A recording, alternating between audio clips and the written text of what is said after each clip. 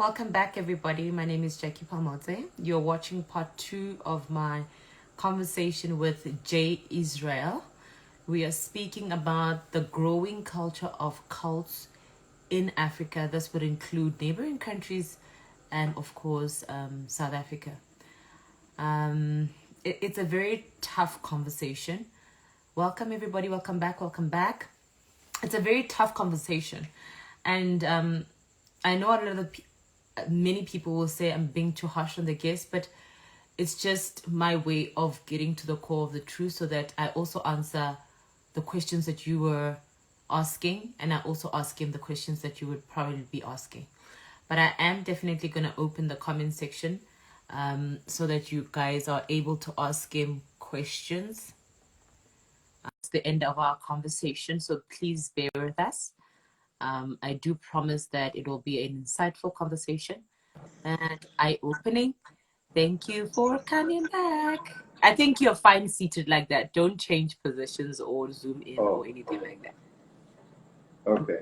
We can hear you. So I'm going to switch off the comments. So I'm just going to repeat a little bit of what I said earlier on, is that we live in cities and some people are in villages and so forth, but the principle is honestly the same. We date people that we know nothing about. So you meet a guy in church, at school, university, at a mall, at a club, at a restaurant, at a yacht party, wherever, right?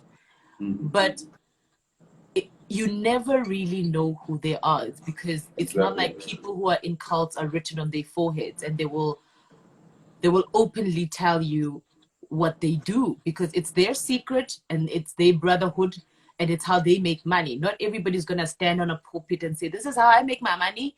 Judge me if you want to. They're not going to say that because it's what's sacred to them, right? So my question to you was that you're a handsome fella. I saw you today and I saw the comments. People said, oh my God, he's so handsome. No wonder people flocked at his church. No wonder. Obviously excluding the fact that there was cultivism in the church, but just from your appearance and the way you articulate yourself, and you're not a short person, you're quite tall, so you have the stature. Thank you. Wait, hold on. No, hey, you're not that short. We're not going to pass that as if you just didn't say something very important. I'm not short. I'm very tall. You're not. So that on its own has some kind of presence, right? So in the church, when you were a pastor in Zimbabwe now, this is before you came to South Africa, were women throwing themselves at you and were you receiving them? And the age demographics, was it younger people, older people, bisexual people, gay people? What was the arrangement? Would you openly say, okay, anybody who throws themselves at me, I'll take, because now I need to feed this cult? Well, I'll be okay. I think first and foremost, women are attracted to power. Of course, whether you like it or not. Power is attractive. Yeah. Women are attracted to money because money is attractive. Money is security. Money is security. So anyway, where there's power, besides the looks, besides the fact that somebody is handsome, as long as there's power, as long as there's money, for money is power, you know. As long as there's power, whether spiritual or physical power, women will always throw themselves. So it's not a matter of saying, were women throwing themselves at me? I mean, I had power, so definitely they had, they were throwing themselves at me. But one thing about me is that I always stick to my notion. Men are hunters. Men are hunters naturally, even biblically, according to the Bible. Eve never went to Adam to say, hi, Adam, I like you. No, it was Adam who said to Eve, rib, bone of my bone, flesh of my flesh, you know. So to me, once I see somebody trying to throw themselves at me, there's a little pride that I have inside me that quickly says, you know what, no, you know. So But yeah, I mean, it happens everywhere. Women throw themselves at men everywhere, whether in the club, whether in church, whether in politics, you know. So now going back to the things that you had acquired in the cult, like the medicine and the things that created miracles. What were those things? Okay. I got power to attract whatever I wanted. How so? There's something that is called do as I say. The first time that I introduced do as I say was in East London. I think it was 2016 or 2017. No, it was 2016. Because remember, with spiritual things, you grow in them. There is a Bible that I used to read. It's called the Satanic Bible. There's books that I used to read. One of them is a demonic book. A book that teaches you how to operate in the demonic kingdom, in the demonic world. It's a book that teaches you how to communicate with demons, how to send demons to people and go and exorcise those demons again. So you would come to church, clean as snow, and then I send a demon inside of you. After sending the demon in you, I come and I exorcise that demon again. So Okay, somebody watching from home will begin to think, oh my God, this pastor is so powerful. So when that demon comes and possesses you, it says whatever that I ask. And it only speaks whatever that agrees with me. You know, okay, so how would you do that? Do you do it through a dream? No, do you pray for it in the church? At times, probably through laying of hands.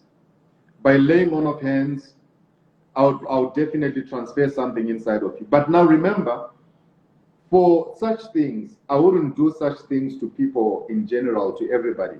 I would look at those with money. Even when it came to prophecies, I wouldn't just give prophecies to poor people. My prophecies were specifically for people with money. Because remember, this is a gift that I acquired through money, so I have to maintain it through money. So with me, I would know. If people in East London will tell you, with me, I would know if you have money or you don't have money. Whether you look broke but you have money, I will know. I will know the amount of money in your account. I will know the bank PIN card, the PIN numbers of people. I will tell them in church that this is your bank you bank with. I'm seeing this PIN code 5044. Videos are there on YouTube of what I'm talking about. 5044, this is your PIN number. There's so much amount of money inside. Now, if I tell you, give me half of that money, you won't refuse, because already you know that, or people will be thinking, no, this is God speaking. I'm not saying this because I'm trying to embarrass myself. I'm not ashamed of speaking about these things because this is now my past. I can only speak about it because it's now my testimony. It's no longer it's no longer me, but it's somebody else. So that is why I can speak about all these things without even blinking my eyes, because this is what I used to do. This is how I used to operate. I would visit people in their dreams. I would come and tell you in your dreams. Let's say I want your car, the car that you're driving. I'll come to your dreams and I'll tell you.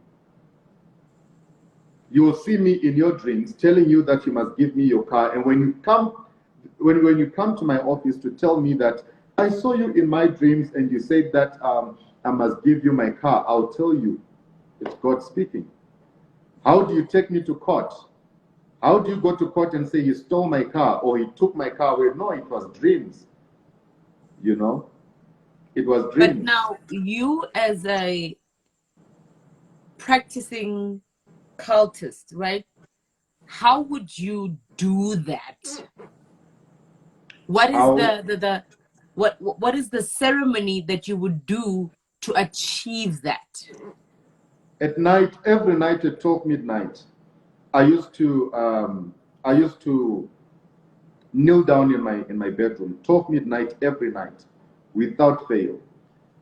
Even up to now, I still do that, but now I pray at 12 midnight. I pray because I understand the power of prayer and everything, you know. So at 12 midnight, I had a white robe that I used to wear.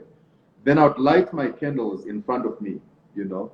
I would light my candles, different colors. I had red, I had white, and I had blue. I'd light them in front of me. And then I'll probably just have a picture of somebody who I want to appear in their dreams, 12 midnight. Where would So you I'll get put the that picture there. Sorry? Where would you get that specific picture? There's pictures everywhere. Probably on people's, on your WhatsApp, I'll take your picture, print it. I'll take, if I want to appear in your dream, I'll take your picture on your Facebook, on your Instagram, and I'll print it. I'll send one of my boys to print it and bring it. So I have pictures lined up in front of me, and my candles on and everything, and I'll be burning my incense as well. You know, so as I'm burning my incense, my candles are on with my book.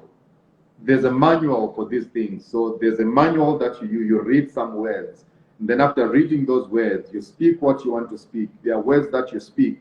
Those enchantments and those incantations that I spoke about. You speak all those things. Then after speaking all those things, it just happens. After speaking, you are done. You don't have to fly and go and enter the dream. No, you just do it from your room. You do it and then it's done. So after that, I switch off my candles. I put them back in my bag together with my God, you know. Yeah, so following morning, I'll wake up in the morning, 6 o'clock in the morning. I'll do my sacrifice, take my fowl, slaughter the fowl, spread the blood and all that. So it comes in different ways. It depends on what you want to do. If you are my enemy, and I want to make sure that whatever you are doing against me does not work, or you are speaking against me and I want you to fall sick, I'll just write your name, or I'll probably take your picture, and I'll use needles. I'll use needles to pin needles on your picture, put it there, light my candles, burn my incense, and I'll begin to speak. So it came in different ways. Yeah. But now, as you're doing that, where's your girlfriend? As I'm doing that. Yeah, when you're doing those practices, 12 o'clock at night, 6 o'clock in the morning, where is your steady girlfriend at that time? I haven't had a steady relationship. Okay, the people that you were inviting as one night stands or whoever, would they see these things, and where would they be when these things happen? No, if somebody is with me at the time, I'll probably leave them in the other room and go to my spiritual room where I do my things. When I'm alone, I can do it in my bedroom, but when there's people around, there's a spiritual room for all those things where I'll go, kneel down, lock the door, lock myself in there. Nobody enters that room.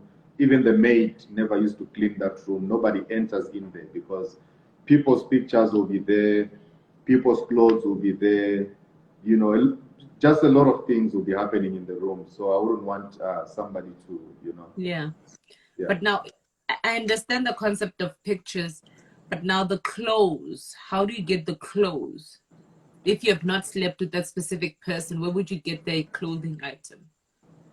It depends. For example, there's people who used to come to me and say, I'm having a problem with my husband. My husband is cheating on me. I'll tell them, bring your husband's underwear. So those are some of the clothes that will be inside. Oh, okay. You know, okay. Yeah. So somebody says, oh, I have a problem. There's somebody who wants to kill me. I'll say, find whatever, their clothes, their shirt, anything you can find. If you really need help, you'll find it. But now, when you are doing this to yourself, to strengthen yourself, to gain this power, with all these other things, what other material things did you acquire? Like how many houses, how many cars? But now this is still in Zim before you came to South Africa. Okay. Well, Zimbabwe, look, with Zimbabwe, it was not quite a lot. In Zimbabwe, I was just living a normal life, but above normal, paranormal life, you know, above my mates. My mates will be my boys, and I'll be there, you know. Yeah, so, you'll be the king. Yeah, so upon coming to East London, I came to East London, started a church in East London. the first building we used in East London, it was pegged within 1 month. It was full like this. We moved to the second building, it was pegged again. In about 3 months, we had moved from one building to the next. In about 6 months, we had moved from from 3 buildings. In a year, I can assure you that in 1 year, anyone who's watching from East London now, I don't think there's anyone who doesn't know me from Eastern Cape or from East London, especially in the church circles.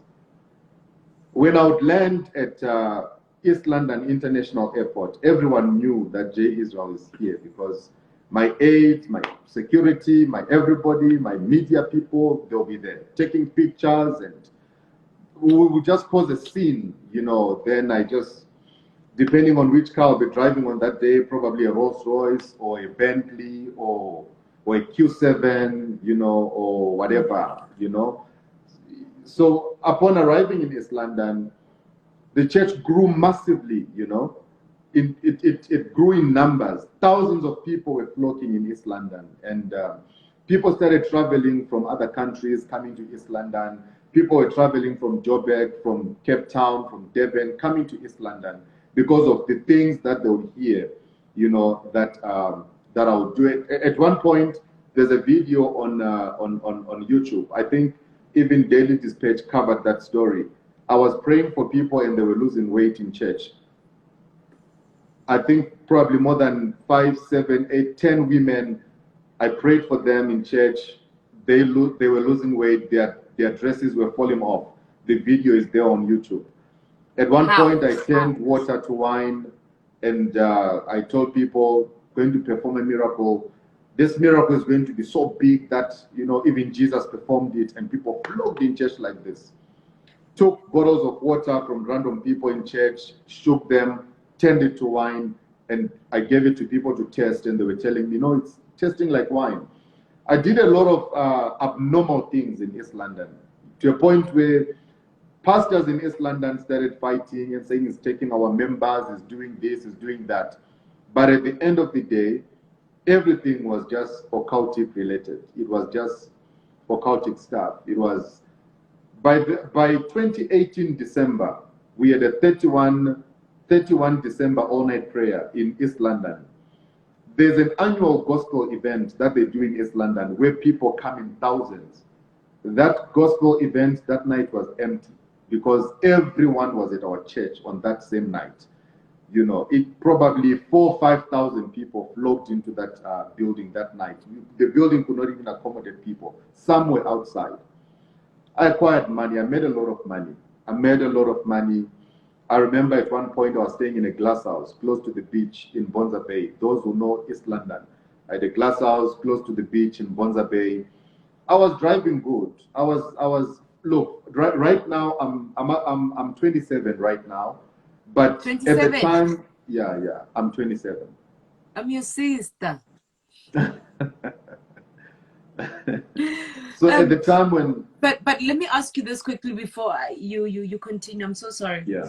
I want you to understand the difference between orchestrated miracles and occultic miracles. I'm coming to the orchestrated miracles.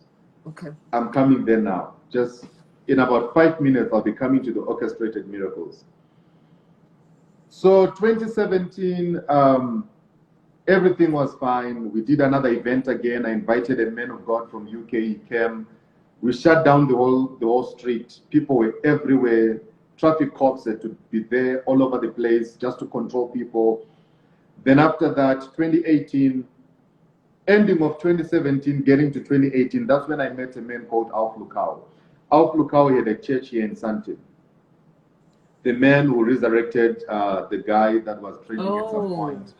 I met that man in 2017, getting to 2018. I told him my problem. I said to him, look, I joined the cult and I'm trying to come out of this cult. I'm tired because I can't sleep at night. These things are coming after me. My conscience is burning me. I had to block relations with my family to protect them. They thought maybe I didn't want to talk to them, I didn't love them, but I had to even cut communication with my mom because I knew that if I become so connected so much to my mom, they were going to kill her. Yeah, they would want because to they were going to take sacrifice. anything that I loved at the point, they were going to take it. I had to cut relationship.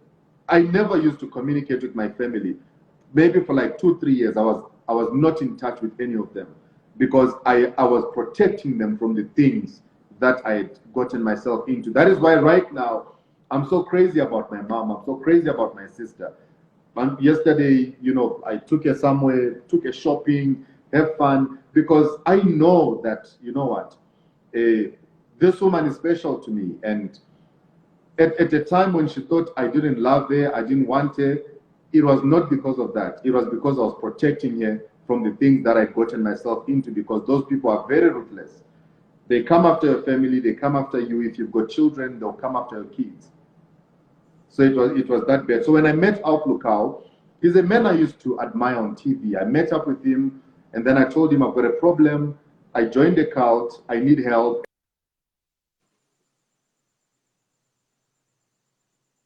I told him I joined a cult, and I need help. And then he told me, oh, don't worry, I'm going to pray with you. We are going to do things together. So I went on to tell him that, look, the more I use the things that I got from where I went, is the more I'm connected to these people. So I had to get into a process of trying to detach myself from everything. 2017, 2018, Outlookau introduced me to a certain system. I spoke about this on YouTube, everywhere, all over. He introduced me to the orchestrated miracles in 2018. And I performed, I think there's a miracle I performed in East London, and it was exposed in the Daily Dispatch. Outlookau said to me, I'm going to send people to East London. They're going to be sitting on wheelchairs. As they'll be coming to sit on wheelchairs, you just pretend as if you're praying for them. And then when they stand up, people are going to shout and they'll give you money.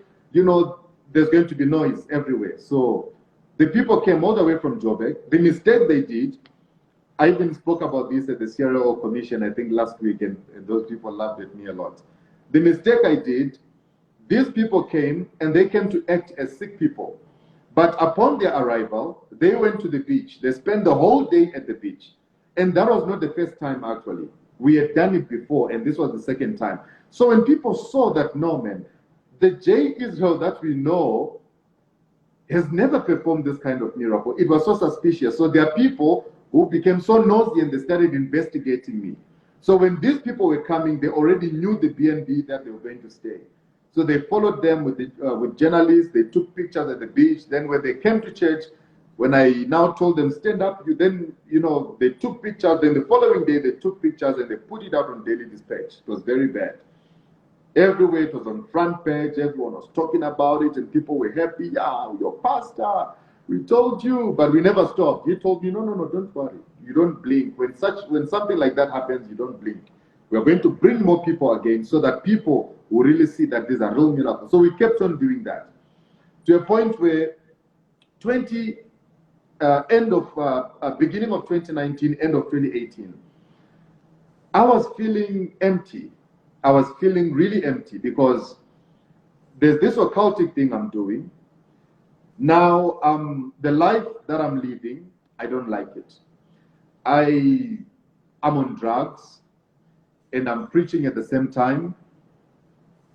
When it comes to alcohol, I'm terrible, When it comes to, I used to spend most of my time here in Johannesburg.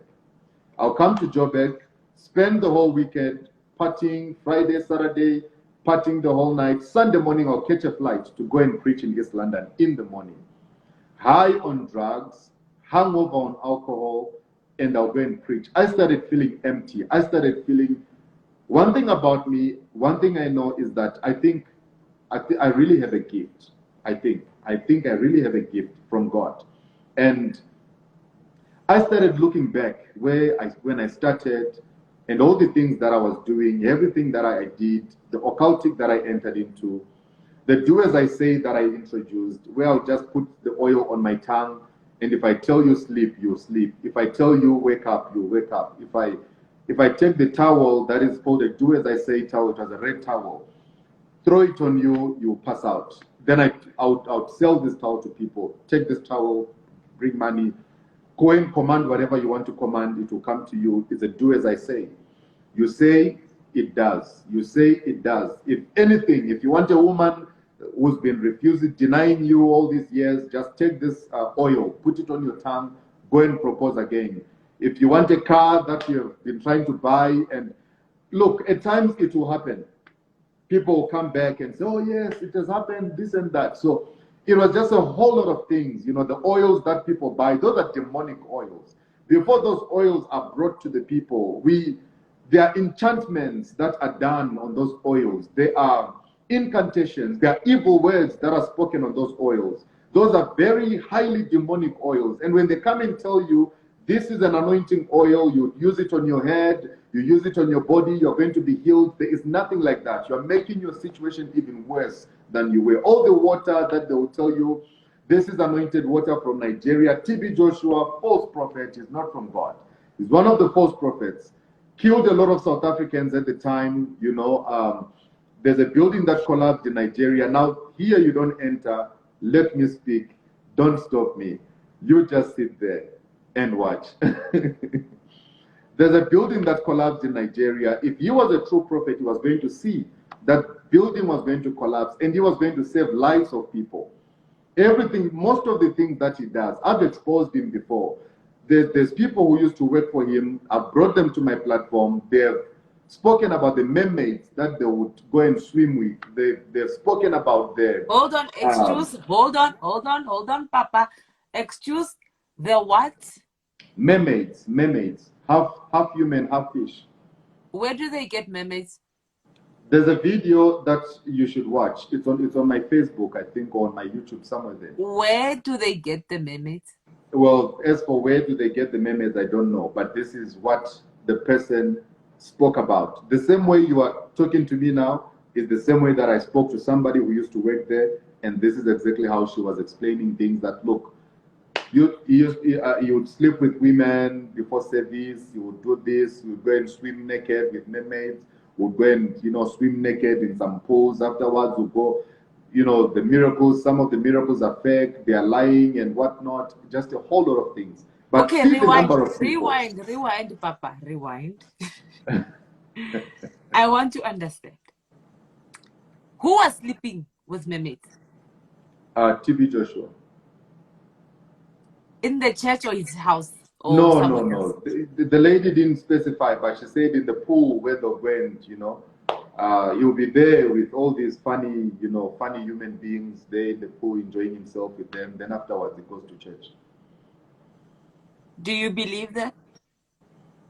Well, you see, knowing what you know, yeah. Do you believe it? It sounds unbelievable, but knowing what I know, I believed it. That is why I even brought her to come and speak about it, because I believed every word that she said.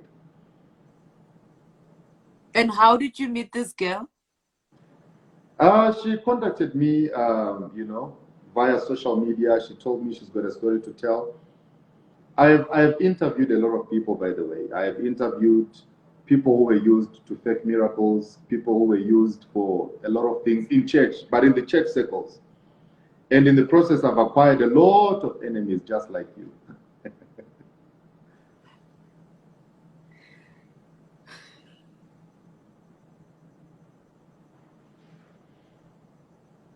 Let me breathe for a second.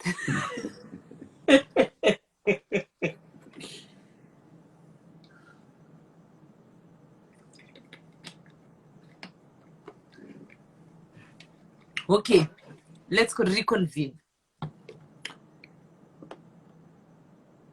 Okay. They sleep with mermaids for what? For power. Spiritual power. How do you breed a mermaid? Come again? How do you breed a mermaid?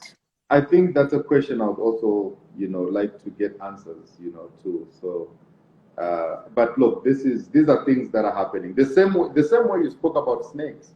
Someone will be wondering, how do you breed a snake? How do you sleep with a snake? A snake is easy to find. I'm asking this because a mermaid is not an everyday thing. A snake you can find anywhere.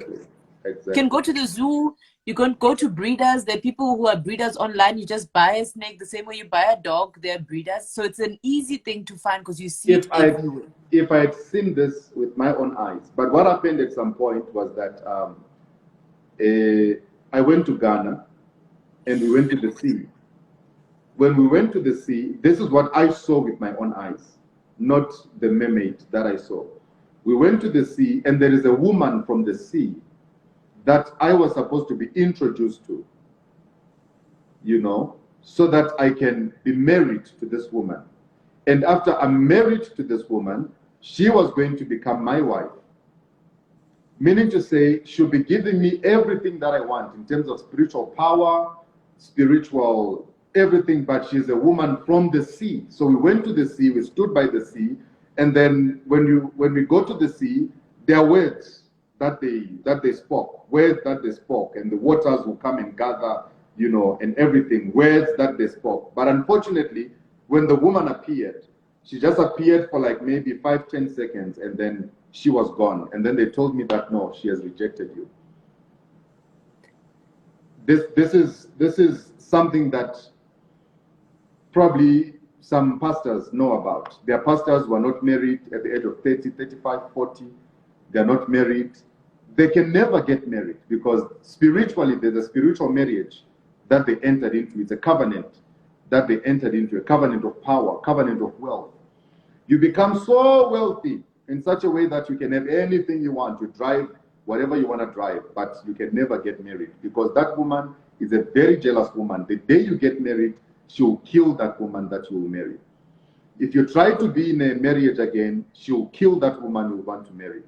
Hence, most of the men who entered into that covenant, they end up having one night stand, and no matter how much you try to be a good woman to such a man, you can never be a good woman because it is deeper than what you think. It is more spiritual. There's a spiritual covenant that nobody can break. No matter how beautiful, how pretty, even if you can cook the best meal for the man, he will make sure that he doesn't love you. He will just keep you at a distance and call you whenever he wants to sleep with you and give you money and you go your way. Because spiritually, there is a spiritual marriage that is there. Are you in a spiritual marriage? No. No, I'm not.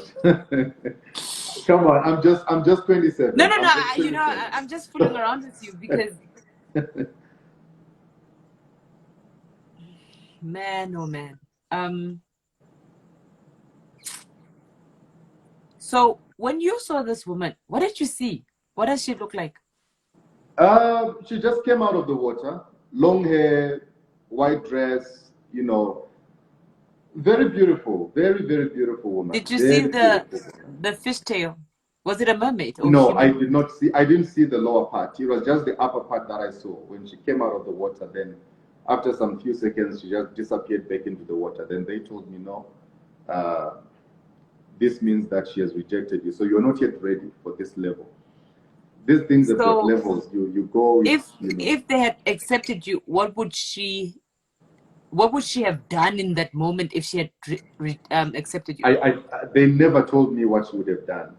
But they told me that if she had accepted you, then you would have been meeting with her. Probably she'll be coming to you at night. In your dreams, when you're sleeping, she'll be coming to sleep with you. But you'll be dreaming of it, but it will be happening in the physical. So when you wake up in the morning, this is actually very real. There are women who are watching now. You go to bed, you sleep, and then when you wake up in the morning, you find your private parts wet, as if something was happening at night, you know. But you were not intimate with anybody. It's spiritual sex. You know, this is something different, but not part of this conversation. So she was going to be coming, sleeping with me at night. Then anytime I want whatever, I'll talk to her. Spiritually, she would make it happen. But the jealous part was what I was warned about, to say you will never get married. If you get married, she will kill that woman. So, according to you, what was the worst thing you did and felt like this will be the end of me if I continue? The worst? Yeah. You see, The occult is like drugs. It's addictive. You just want to keep you just want to keep getting more. You just want to keep getting more. You just want to keep getting more and more and more and more and more and more. For example, when I met when I met with Outlookau told me straight up. He said, "You know what? We are going to make a lot of money," and we did together. We made a lot of money. We made millions together, me and that guy.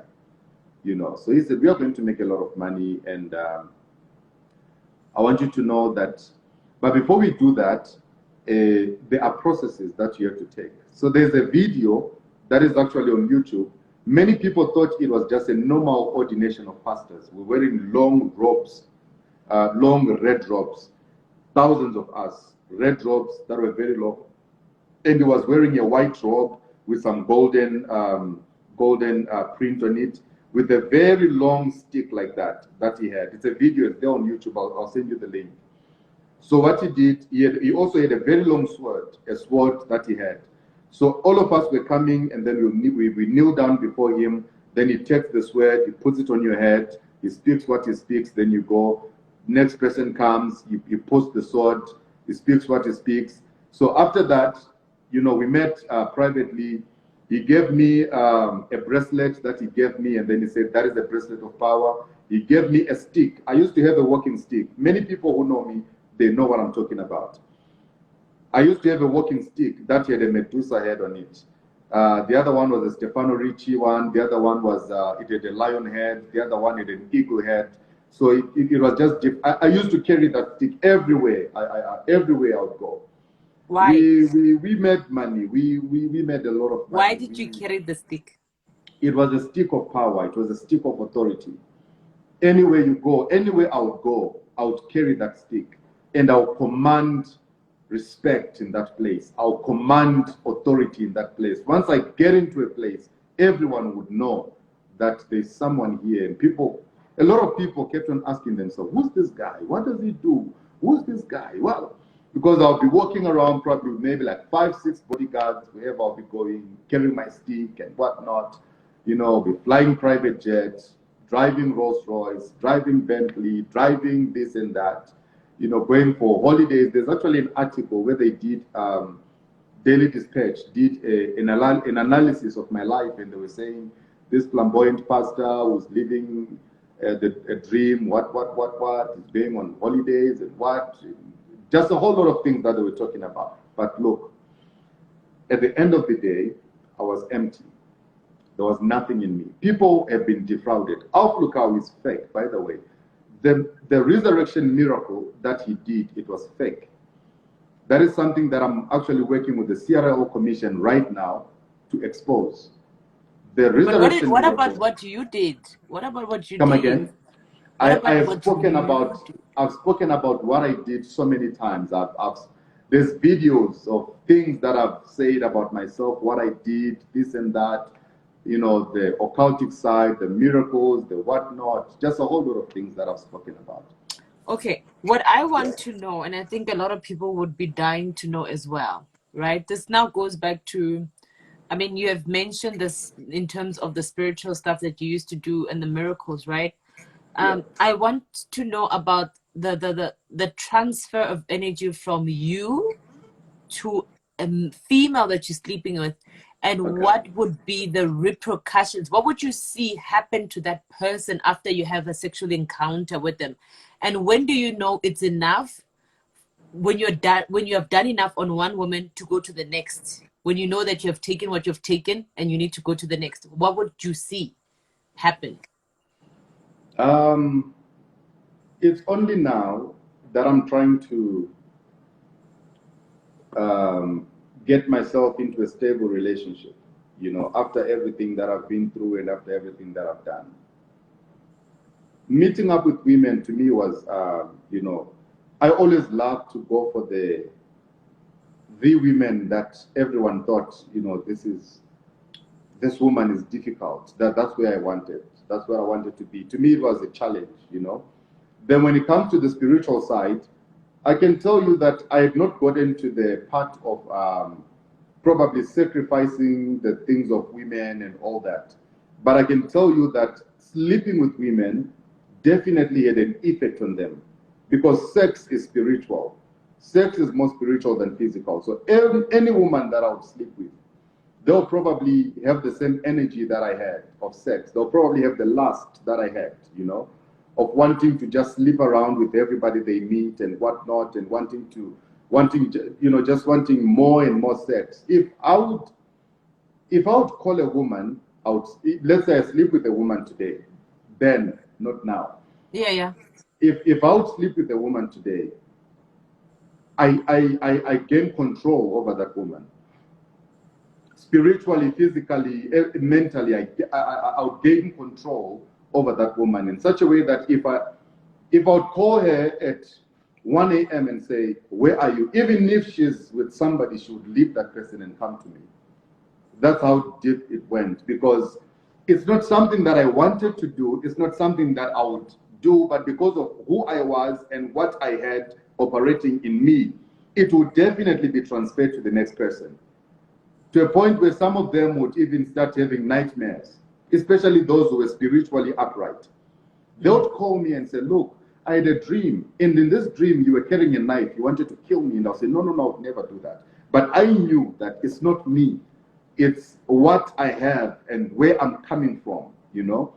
Because what I carry and what is on me has got a very, very negative impact on every woman that I meet.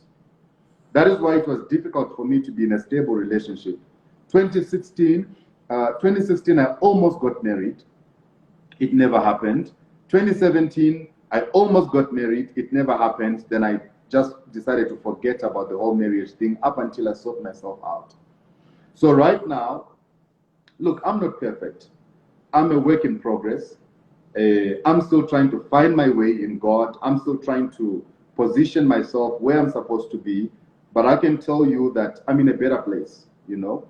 Spiritually, I'm in a better place. But with all the women that I met, when I began to speak about these things, some of them I called them, I said, look, I know that something might have happened to you. This is how I want you to crave. 1, 2, 3, do this and this and this and this and this. I had a problem of women obsessing over me, obsessing seriously. I'm telling you, it was not, because it's not even what you think. It was deeper than that. It was deep. Trust me, it was very deep. Once I would sleep with a woman, she would definitely get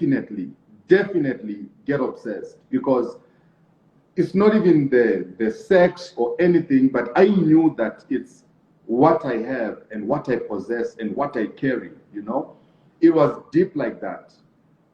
It was not even about sex only. I had people in church who loved me in such a way that some loved me more than they loved their own parents, because of how I am, what I have in me, and how I would use it, you know, to command everybody around. I had 50-year-olds, 60-year-olds. If they see me, they'll bow down. If they see me, they'll kneel. If they see me, they'll lay flat on the floor. I'm not saying this to spite them, but I'm saying this because the day that I almost committed suicide was my wake-up call. The day that I got I was fed up because I was looking for help. All the pastors that I went to looking for help, they couldn't help me. All the pastors that I called looking for assistance, none of them were able to help me. And you had all the money. Sorry?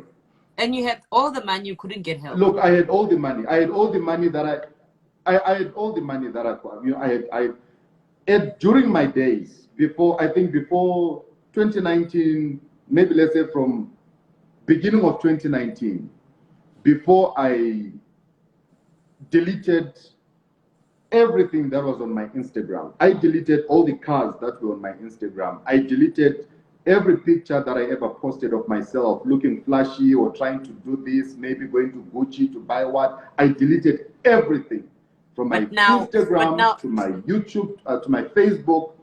Not only that, I know where you're going. Yeah, did you return the things back to? The clothes. I took all the clothes. I had, maybe let's say I had around 600 to 700 suits. Yeah, I had 600 to 700 suits. My wardrobe was just, because whenever I would buy clothes, I wouldn't go for shopping and come back with one pair of shoe. I would come back with a lot of stuff. So I gave away all my suits. I gave away all my clothes, all my track suits, all my shoes, my sneakers, everything. I gave it away. Not only that, I cleared everything. It got to a point where if I would sleep and I see something that reminds me of the cult, I'll take that thing and find somebody to call to say, come and take this right now. I'm giving it to you as a gift. Why didn't you burn it? Sorry? Why didn't you burn it? What's the point of burning something that somebody else needs? Those things, didn't you feel like clothes. you're transferring the energy to another person? No. Those were just clothes that I used to wear. There was nothing spiritual on those things. It was just a matter of those people were receiving them. You wash with things, you put things on your tongue.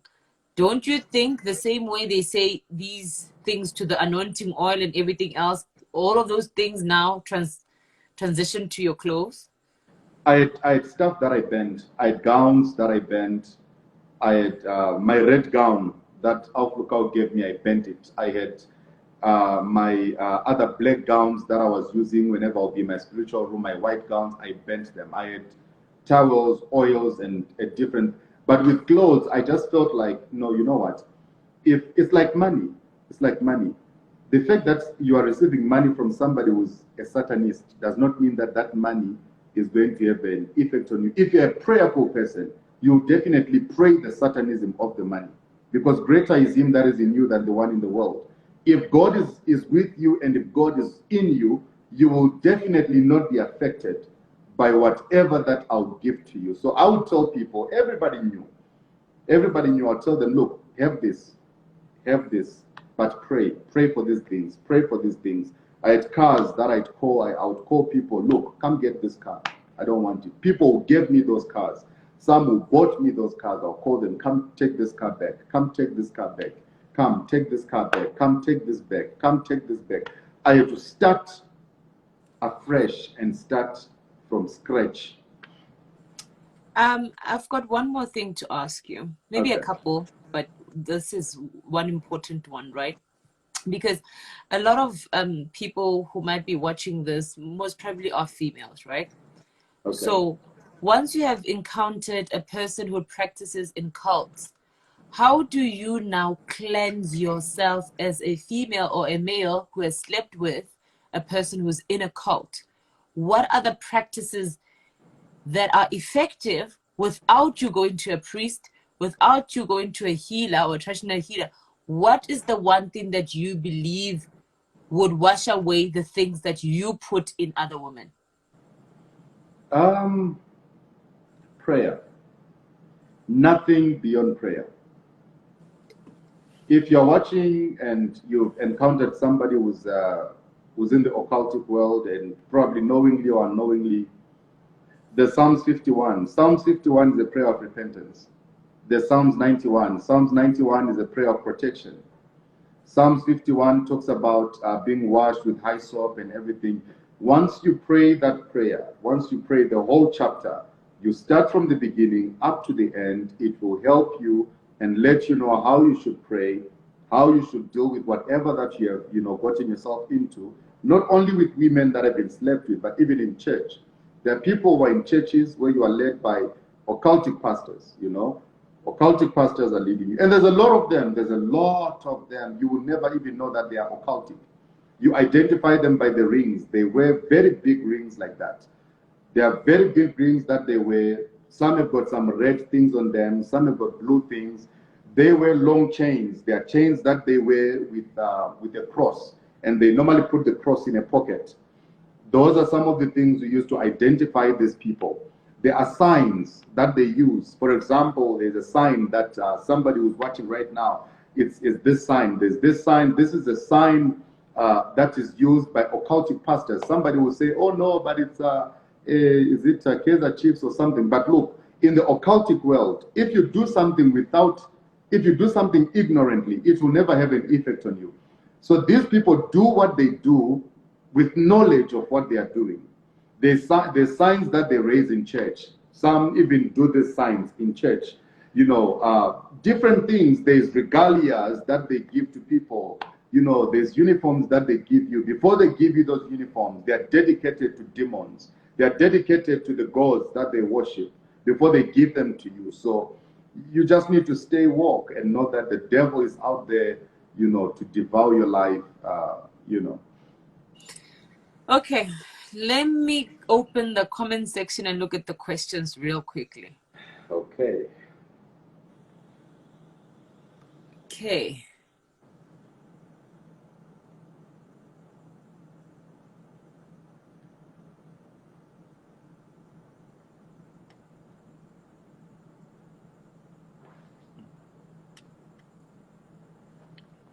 Okay. Can you see that comment? I can see that comment. He's a married man, that's true. But the fact that he's a married man does not mean that he's not a false prophet. He's a married false prophet. If you go on YouTube, go and find out all the videos that I've done on Alpha, where I was talking about everything that is, you know, the fake miracles, the occultic and everything and all those things. You'll get to understand. I don't blame you though. There's thousands of people who are like you, who follow people blindly without really having an understanding of who they are.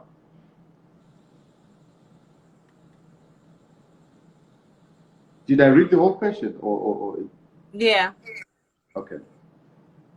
Here's another one. Repeat the part of the oil. I'm not sure what that is.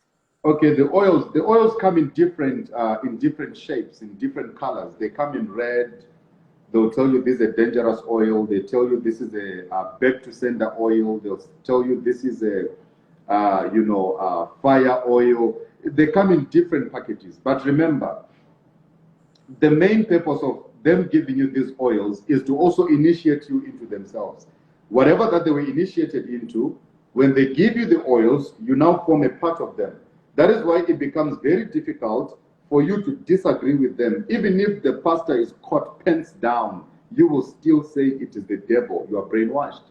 You have been initiated into whatever that whatever that they are doing. So you will never oppose them. You are now one in spirit.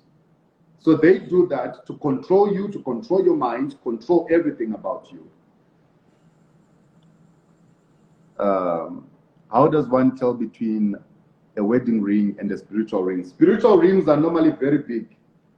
I haven't come across a spiritual ring that is small. They are normally very big. And they are not put on the marriage finger, because once you put a spiritual ring on the marriage finger, then it means you are now jeopardizing your marriage and you are doing something that is not right. It's normally put on the right hand. They normally put it on this finger here, on the right hand. This is where they normally put those spiritual rings. At times, depending on who gives it to them, they put it on this finger here. So that's the difference.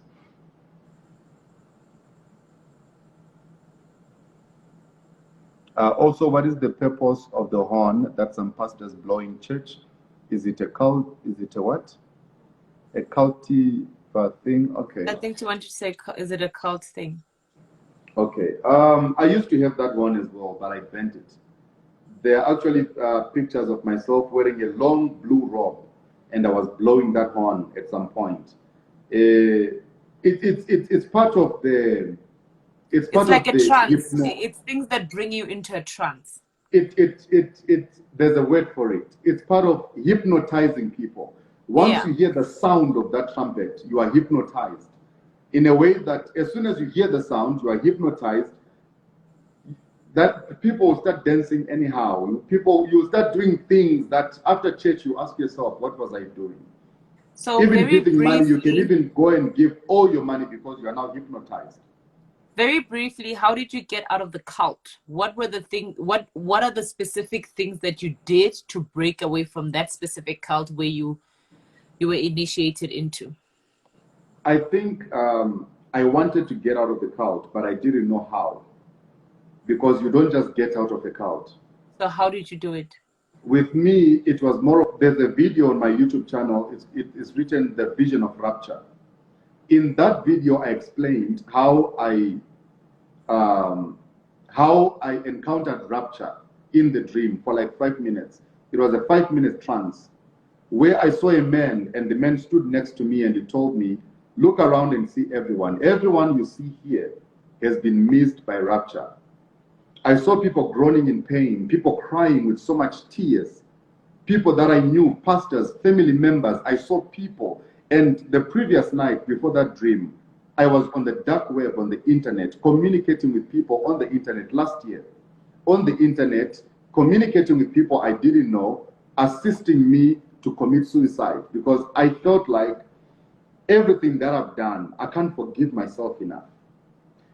Everything I've done, the nasty things that I've done, the ruthless stuff that I've done, I could not forgive myself. So the only solution was to commit suicide. And the following night, Jay, answer the question. How did you get out? I'm explaining that part. So after the vision of rapture, that was how I woke up the following morning.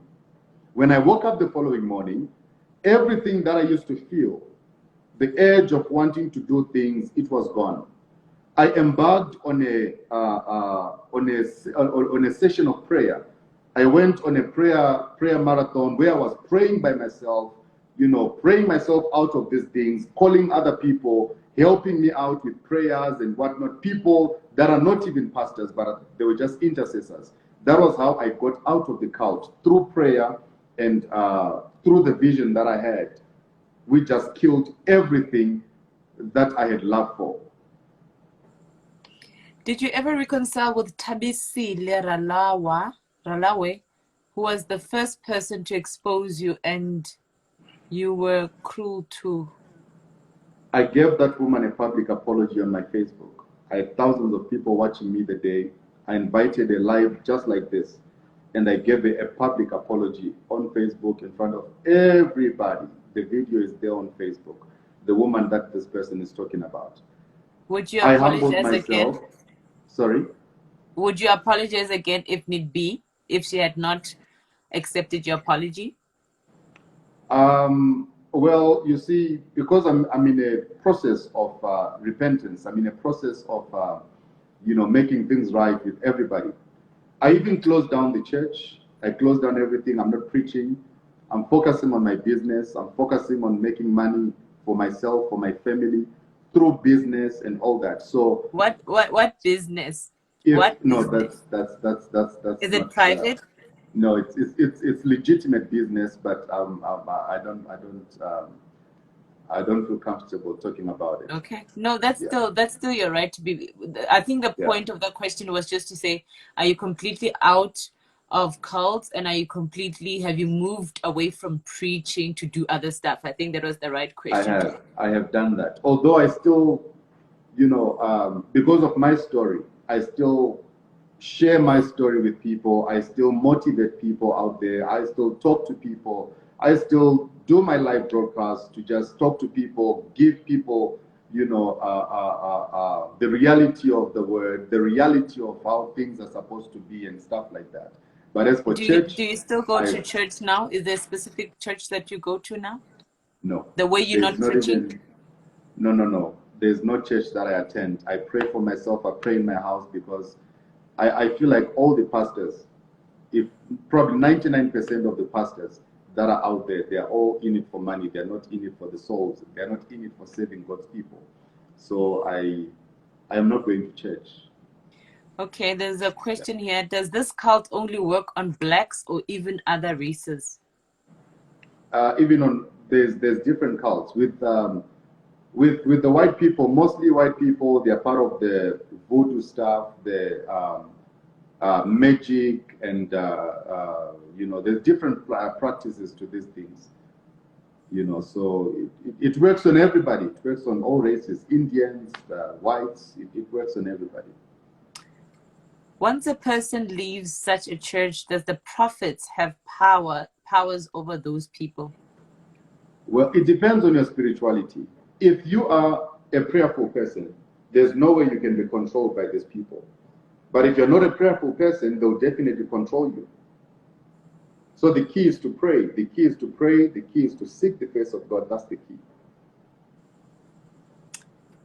Another question: can one get out of these cults and still keep the riches that come with it?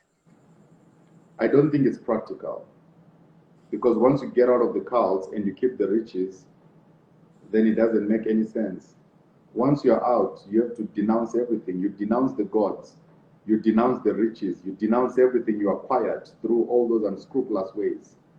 So that is how scripture operates. That is how scripture works, you know. Don't you have those cult people haunting you? I think he answered this question. He said yes sometimes, so that's why you need to pray consistently. Yeah.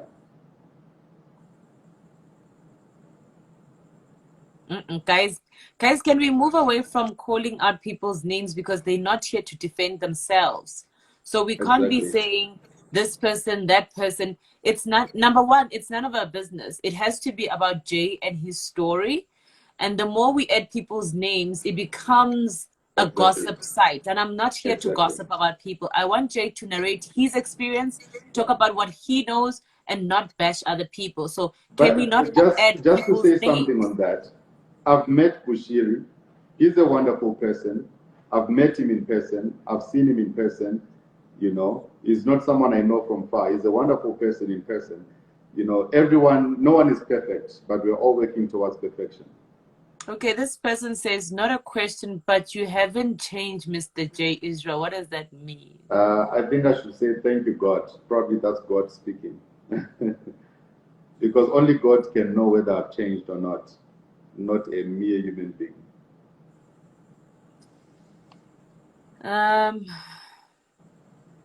Nah, guys, we're not going to talk about other pastors' names here. I'm not going to allow that. Can you please not answer that? Okay. I'm not going to allow other people's names on this conversation, because it has to be strictly about you. I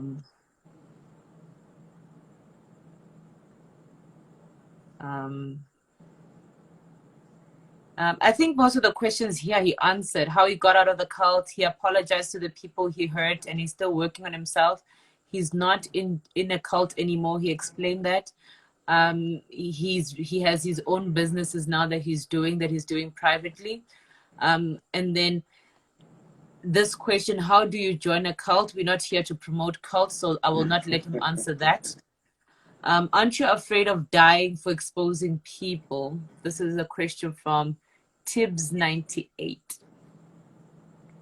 Aren't you afraid of dying for exposing people? Look, I'm not exposing people, but I'm sharing my story. And if you're part of my story, unfortunately, you know, I'll have to talk about you, you know, that is, you know, so I'm not afraid. You know, fear is not in me. I'm not afraid at all. They say, I don't believe he's 27, I think he's 35. So do you have a soccer age? That's a compliment, thank you.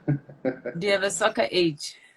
Oh man, a lot of people say that. They actually don't believe I'm 27, but yeah, I am. Okay, here's a misconception. So clearly it was easy to leave the cult and everything is okay, like nothing happened. Clearly it was easy to leave the cult. It was not easy. It was not easy at all. I had to sacrifice a lot of things, you know, for me to get to that point of saying I'm leaving. Because once you leave the cult, it's not just a matter of praying to say, oh, now I have prayed, so I'm out. No. There's a lot that comes with it. It's not as easy as I have said it or the way I've spoken about it. It's actually way deeper than that, you know. Sure. Okay, I've opened the comment section and I'm going to leave it on for 1 minute. So if you see something, respond to it. If you don't want to respond, pass.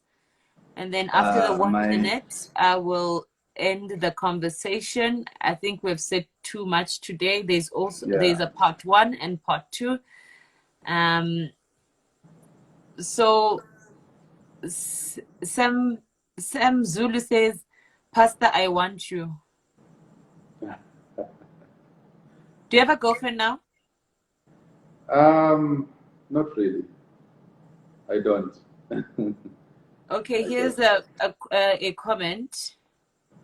I'm gonna pin this comment. Please read it. Please answer my question. Does Akumbe or Agumbe really mean fake person? No, it doesn't. It was just a code name. Akumbe. It's just the? It was a code name. Code name. Oh, okay. Yeah. Here's another one. Pastor, are you writing a book about this? I'm writing a book. And please don't address me as pastor. Just address me as Jay. You know, I'm very much uncomfortable when I'm addressed as pastor or whatnot. I feel much at ease when you just call me Jay or brother Jay, whatever. You know, just call me Jay. It's fine. I think I prefer it that way. Okay, they're asking soul ties and breaking those. How do you break soul ties? That's a long teaching. That's a very long teaching, but it all comes back to prayer again. Comes back to prayer, but that's a long teaching. It comes back to prayer. Okay. Yeah. They say since you use spirits, did you see angels? I saw demons. I saw demons, a lot of them. A lot of them. At some point, I had a bit of some dwarfs, you know, appearing in one of my services, but they only appeared once.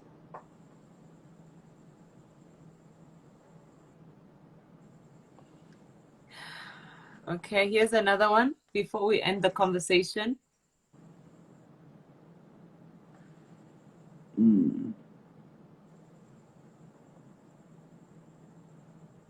Did you use guys for your rituals, and how successful? Jay, the girls you slept with, did you use condom, and did they fall pregnant? I've got a daughter, by the way. I've got a daughter. Yeah. From where? From where? I've got a daughter. The mother of my child got pregnant in 2018. And I have a daughter. So I don't know of any other women that fell pregnant. I don't have any other women that fell were pregnant. condoms used in this process? Well, I did. I used a lot of condoms. I did. I did use a lot of them.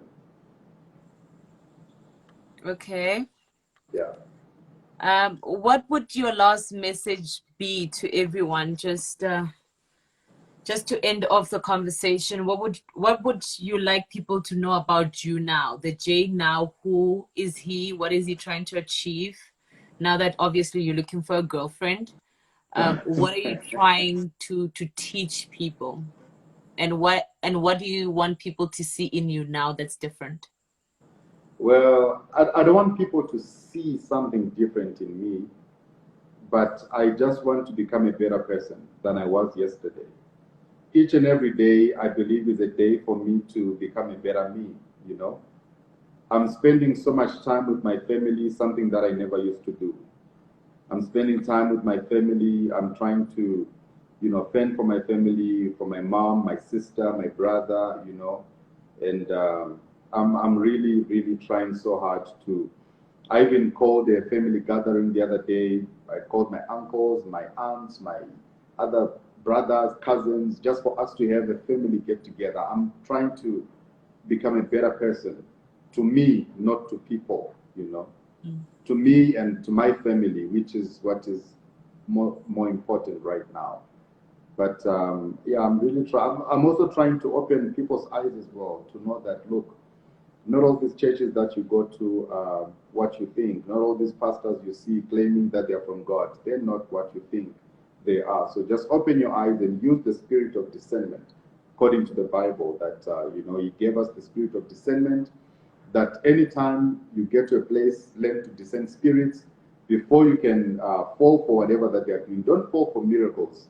Don't fall for prophecies. Don't fall for signs and wonders. But go for the word, because the word is the one that will transform your life and change your life for you to be a better person. Well, thank you so much, Jay. I appreciate your honesty. I do hope that the people you have wronged along the way will forgive you.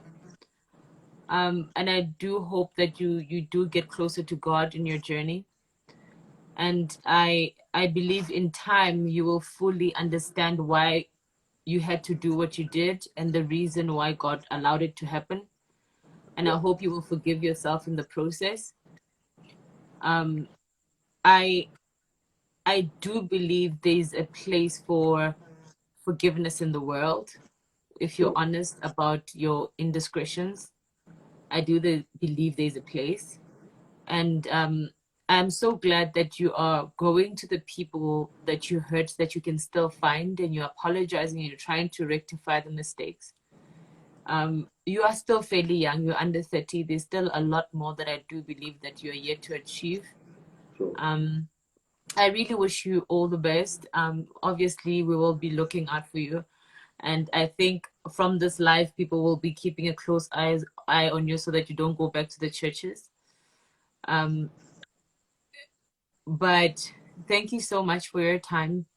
I really do appreciate it. And thank you guys so much for watching. There's a part 1 and this was part 2.